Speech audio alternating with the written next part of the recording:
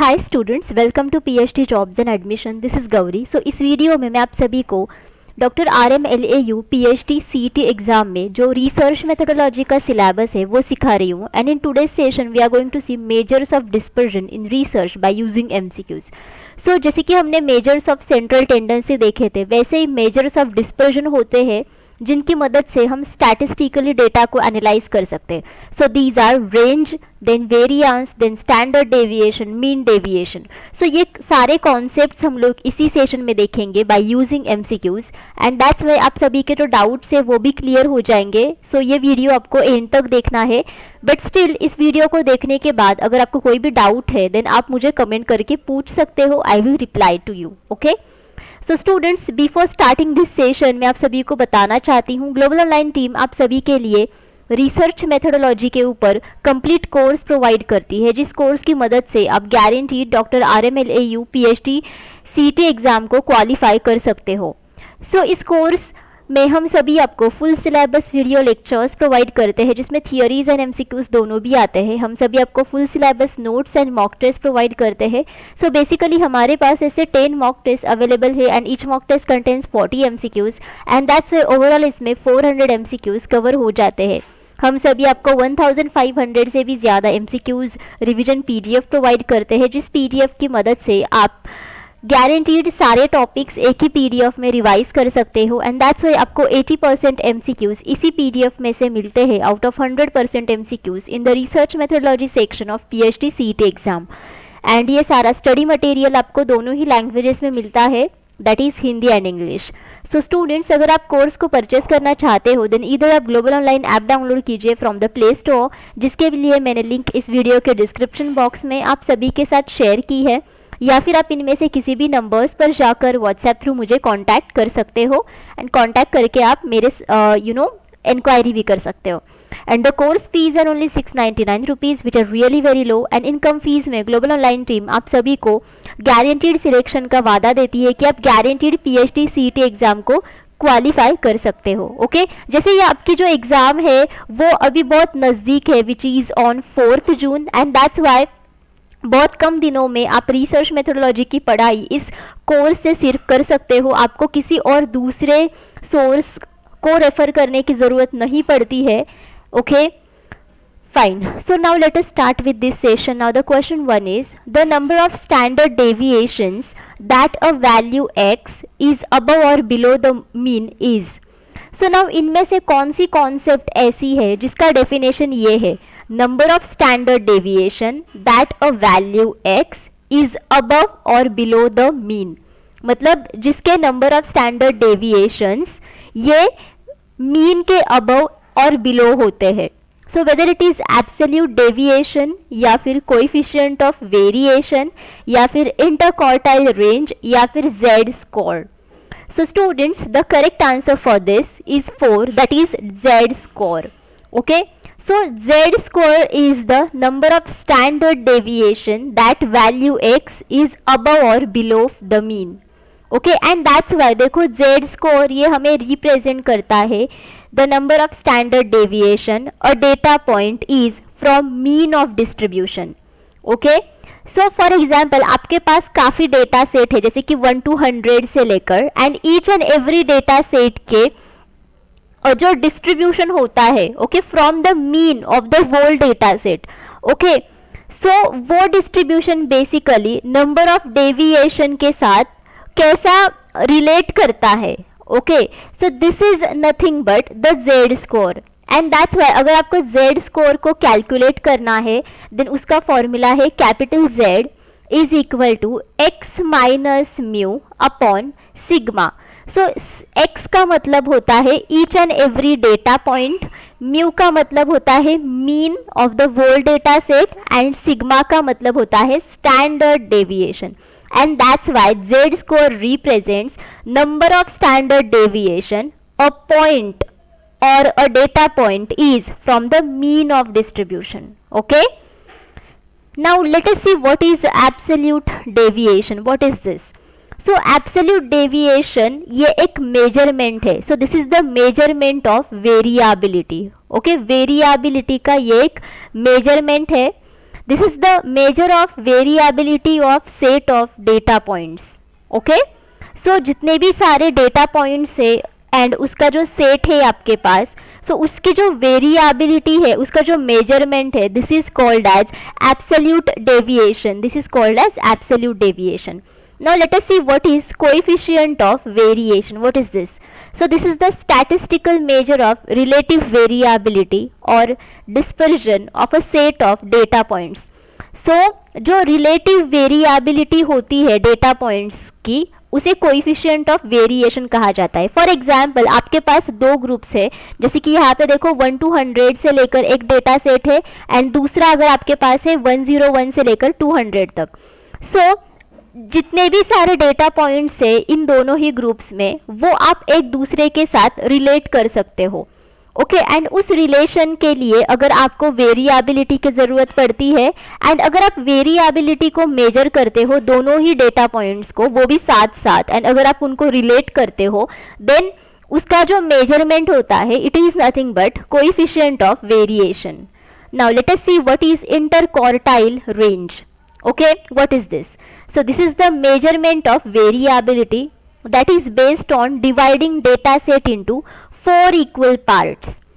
Again interquartile range is again the measurement of variability. मतलब ये भी variability का ही measurement है, but इसका formula बहुत ही अलग है. इसमें आप पूरे data set को 4 equal parts में divide करते हो, और you can say आप quartiles में divide करते हो. Okay, पूरे data set को. And this is nothing but the difference between upper quartile and lower quartile of data set. मतलब अगर आपको interquartile range को अगर आपको मेजर करना है, देन उसका फॉर्मूला है Q3 माइनस Q1, यानी कि Q3 is upper quartile and Q1 is lower quartile. मतलब इन दोनों का डिफरेंस यानी कि इंटरक्वार्टाइल रेंज. बट यहाँ पे जो आपका सही आंसर है वो है 4, that is Z score.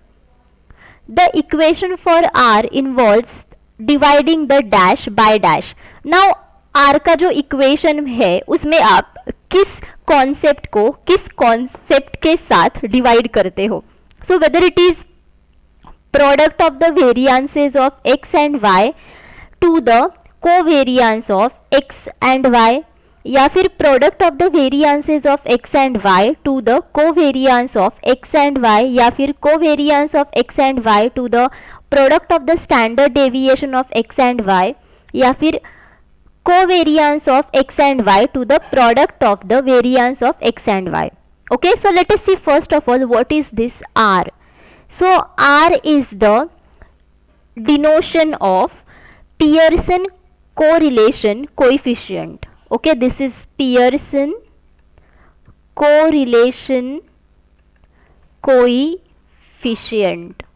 Okay, and that's why देखो अगर आपको R को अगर आपको मेजर करना है, देन इसका फॉर्मूला होता है division of covariance between variables x and y, जिसे COV XY से डिनोट करते हैं, to the product of their standard deviation. मतलब x एंड y के जो स्टैंडर्ड डेविएशन है एंड उसका जो प्रोडक्ट है, ओके, दैट इज, सो इसे डिनोट करते हैं हम लोग SX SY से. सो बोथ ऑफ दिस और there basically this expression is nothing but R.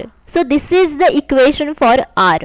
Okay, and that's why आपका जो आंसर होगा वो होगा 3, बिकॉज COV XY को अगर आपको डिवाइड करना है by the product of the standard deviation of x and y, then आपको जो वैल्यू मिलेगा this is called as R.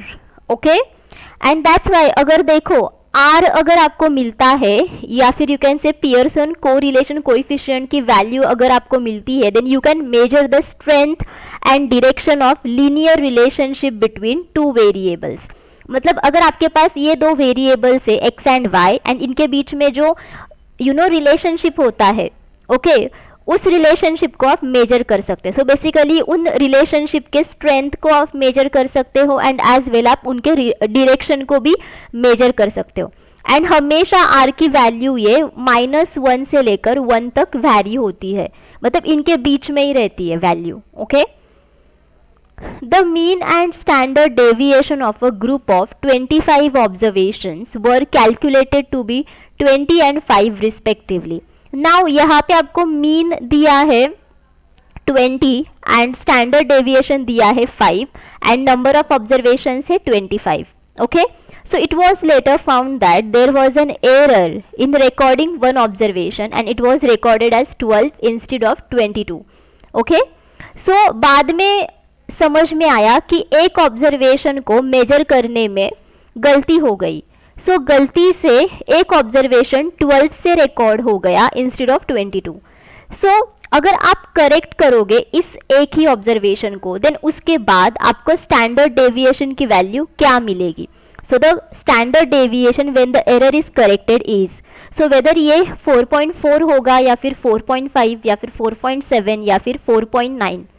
सो सबसे पहले हमें ये देखना है कि हमारे पास डेटा सेट कैसे होंगे. So for example let us assume we have the data set x1, x2, x3 until xn. Okay, so यहाँ पे आपका जो मीन होगा which is denoted by x bar which is equal to summation of xi upon small n and i from 1 to n. Okay, but यहाँ पे देखो number of observations कितने हैं 25. Okay, and that's why n की जगह पे आप 25 को लिखोगे. So this is basically the formula of mean, average mean. And the formula of standard deviation is under root summation of xi minus x bar bracket square i from 1 to n. So यहाँ पे xi का मतलब होता है each and every data set, x bar यानी कि mean and इसका square निकालोगे आप एंड इन सारे स्क्वायर्स को आप सम करोगे, उनका आप स्क्वायर रूट निकालोगे, then you will get standard deviation. So now first of all यहाँ पे हमें जो इंफॉर्मेशन दी है विच इज x बार की वैल्यू आपको दी है 20, मीन की वैल्यू आपको प्रोवाइड की है. सो आपके पास मीन की वैल्यू है, आपके पास ये भी वैल्यू है कि आपके पास कितने नंबर ऑफ ऑब्जर्वेशंस है. सो फ्रॉम दिस डेटा आप summation of all the observations की वैल्यू आप फाइंड आउट कर सकते हो. मतलब जैसे कि देखो summation of xi i from 1 to 25 is equal to आपको मिलेगा 500 अगर आप इस इक्वेशन को सॉल्व करोगे. Okay, by using the number 20 and 25. Okay, and again आपको स्टैंडर्ड डेविएशन की वैल्यू भी दी है विच इज 5. सो उसको अगर आप इस्तेमाल करोगे then you can find out the value of summation of xi square i from 1 to 25 is equal to 10625. ये वैल्यू हमें अभी चाहिए because we are going to use it in the next part of this example. Okay, और the equation. So actual value आपको जो चाहिए summation की वो आपको चाहिए summation is equal to 500 minus 12 plus 22 because एक ऑब्जर्वेशन गलत था, इंस्टेड ऑफ 22 आपने 12 लिया था. ओके, ऐसा एग्जाम्पल में बताया है एंड दैट्स वाई आपको जो एग्जैक्टली आपका जो सही समेशन होना चाहिए वो होना चाहिए this. Okay, and it is equal to 510 and that's why आपकी जो एक्चुअल मीन है उसकी जो वैल्यू है वो भी यहाँ पे चेंज हो जाएगी and that's why your actual mean should be 510 upon 25 because mean का फॉर्मूला होता है sum of all the observations divided by number of observation. So sum तो चेंज हो गया 510, नंबर ऑफ ऑब्जर्वेशंस वही है 25. So 510 divided by 25 is equal to 20.4. Okay, and आपका जो actual summation of xi square i from 1 to 25 मतलब ये जो आपकी एक्चुअल वैल्यू अब होगी which is basically equal to 10965 instead of 10625. Okay, so ये सारा इक्वेशन आपको सॉल्व करना पड़ेगा एंड दैट्स वाई आपका जो नया स्टैंडर्ड डेविएशन होगा this will be equal to under root 1 upon 25 summation of i from 1 to 25 under bracket xi minus 20.4 bracket square. So अगर आप इस इक्वेशन को सॉल्व करोगे then you will get the value which is equal to 4.7. Okay, that's why here your correct answer should be 3, that is 4.7. So ये equation में यहाँ पे पूरा सॉल्व करके नहीं दिखा सकती because it will take a lot of time, but I want to tell you that use these formulas only and then solve. Okay, then after that you will get the value which is equivalent to 4.7. and फिर भी अगर आपको कोई भी doubt है you can ask me in the comment box. Variance is independent of change of what? Now इनमें से कौन सी कॉन्सेप्ट ऐसी है जिसके ऊपर वेरियांस डिपेंडेंट नहीं है? Basically it is independent. So whether it is scale only या फिर ओरिजिन ओनली या फिर ओरिजिन एंड स्केल बोथ या फिर not in origin and not in scale. So basically students scale and origin ये दोनों भी कॉन्सेप्ट्स है, ये बेसिकली ग्राफ के साथ रिलेवेंट होते हैं, मतलब डायग्राम के साथ.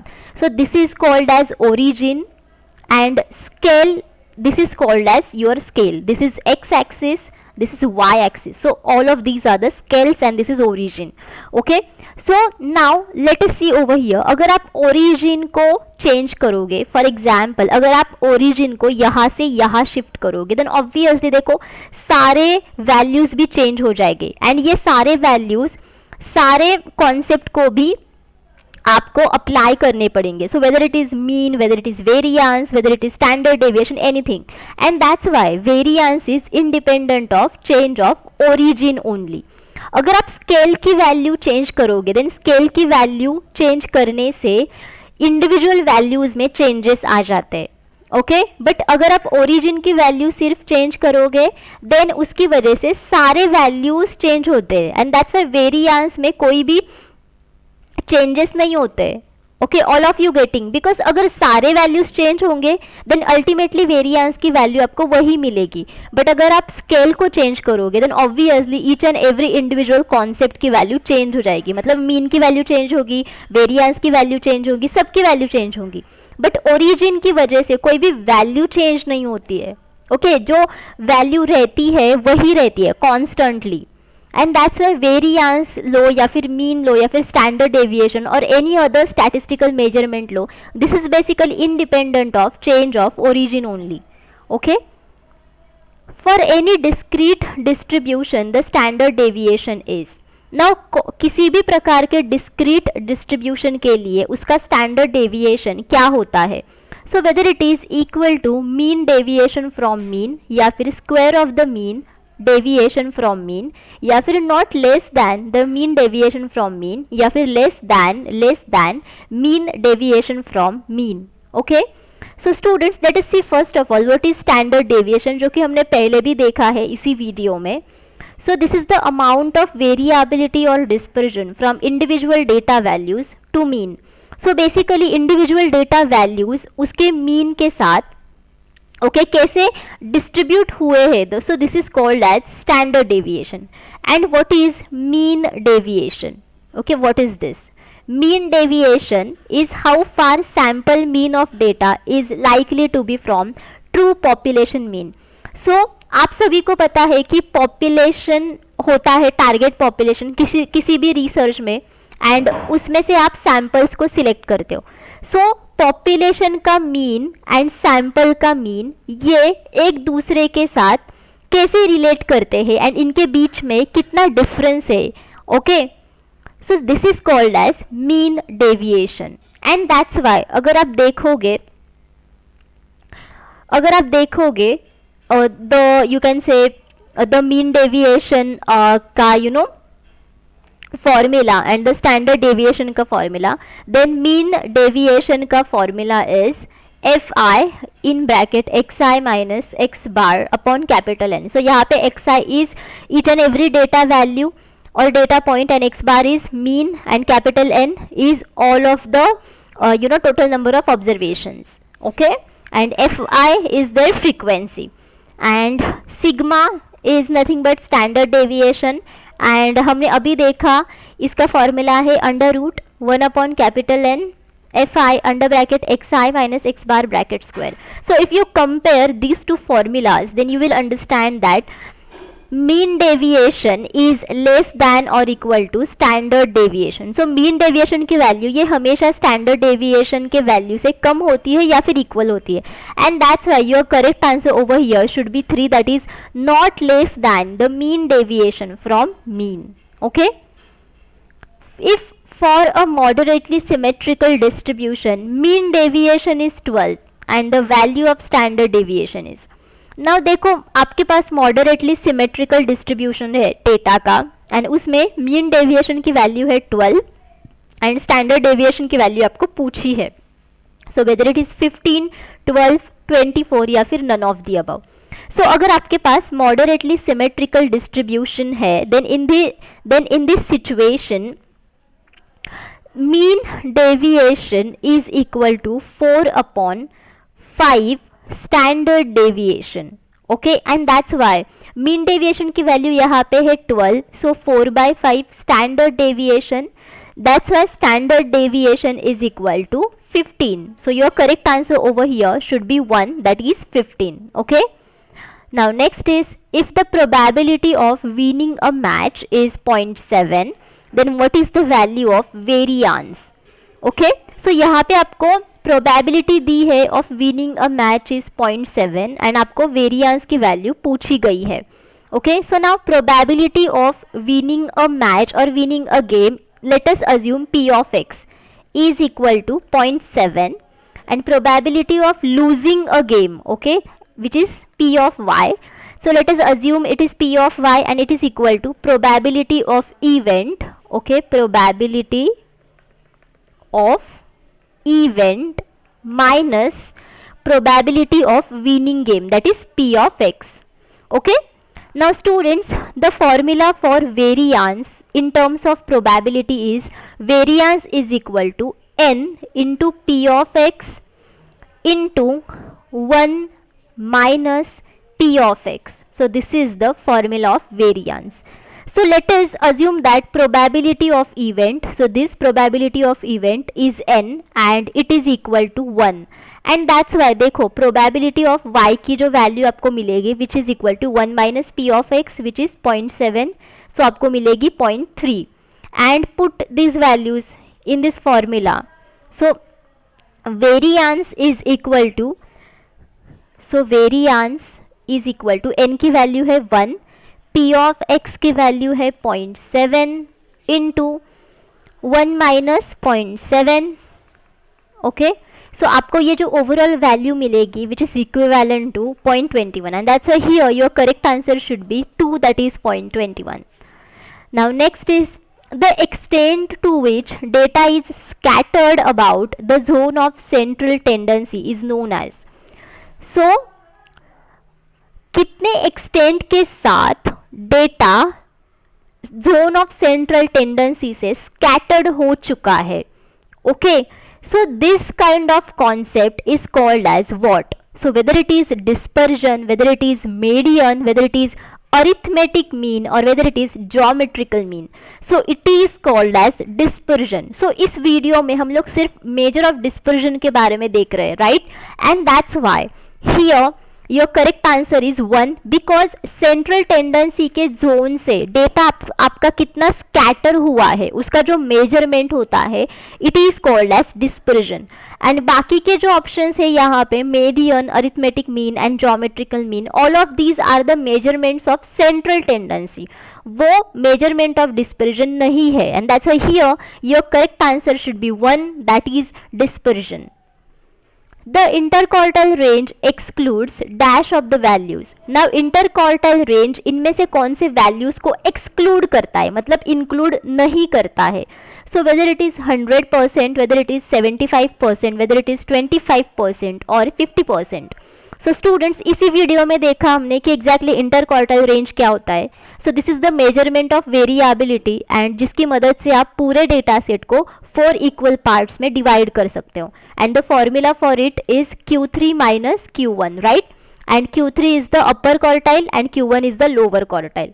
ओके, सो जैसे कि देखो Q1 ये एक लोअर क्वार्टाइल है, देन इसका मतलब होता है कि 25th quartile. Okay, 25th quartile, and that's why this is the value below which 25% of data false. And Q3 is the upper quartile, यानी कि this is the 75th quartile. So इसका मतलब होता है कि value below which 75% of the data falls. And that's why देखो IQR includes middle 50% of data and excludes both lowest 25% and highest 25% of values. So let us assume over here कि आपके पास पूरा data set है which includes 100 data points. Okay, and interquartile range पूरे data set को 4 equal parts में क्या करता है, रखता है और डिवाइड करता है. सो अगर आप 100 के 4 इक्वल पार्ट्स बनाओगे देन इट विल 25 25 25 25 ऐसा होगा, right. And that's why Q3 is the upper quartile. So upper quartile is nothing but this part. So इसके पहले जितने भी सारे डेटा सेट्स है ये इसमें इंक्लूड होते हैं. सो अगर आप देखो ये तीनों को अगर आप सम करोगे देन आपको 75 मिलेगा. And that's why Q3 is the 75th quartile. इसमें नीचे वाले जो 75% डेटा होता है वो इसमें आता है. And Q1 is the lower quartile. So lower यानी कि दिस वन. सो इसमें पहले 25% डेटा पॉइंट्स आते हैं. And that's why interquartile range includes all of this data, but इसमें ये 25% डेटा नहीं होता है. So it basically it excludes this 25% part. all of you getting and as well it excludes the lowest 25% parts. And that's why ये दोनों को मिला के जो 50% part होता है this excludes by the interquartile range. And that's why your correct answer should be 4 over here, that is 50%, because interquartile range excludes 50% of the values. All of you getting? When deviations from mean are squared and divided by the total number of observations, the resultant is. So mean के जितने भी सारे mean के deviations होते हैं उनको अगर आप स्क्वायर करोगे एंड उसको अगर आप टोटल नंबर ऑफ ऑब्जर्वेशन से डिवाइड करोगे then what is that, whether it is standard deviation, whether it is variance, whether it is dispersion or whether it is deviation. So obviously it is called as variance, because the formula for variance is, so for example if there is population variance then uska formula hai population variance is equal to sigma square is equal to summation of x minus mu bracket square upon capital N. So x is each and every data point and mu is mean. Okay, and अगर आपको sample variance को calculate करना है then it is equal to S square is equal to summation of x minus x bar bracket square upon n minus 1. Okay, and that's why here अगर आप mean के बाद में जितने भी सारे डेविएशंस आते हैं और मीन से जितने भी सारे डेविएशंस आते हैं उनको अगर आप स्क्वायर करते हो एंड उनको अगर आप टोटल नंबर ऑफ ऑब्जर्वेशन से डिवाइड करते हो then this is nothing but variance. And अगर आप वेरिएंस का स्क्वायर रूट निकालोगे then this will be standard deviation. Okay, that's why here your correct answer should be 2. So students, thank you for watching this session. I hope all of you understood whatever मैंने इस video में आप सभी के साथ discuss किया है. But still अगर आपको कोई भी डाउट है you can ask me in the comment box of this video.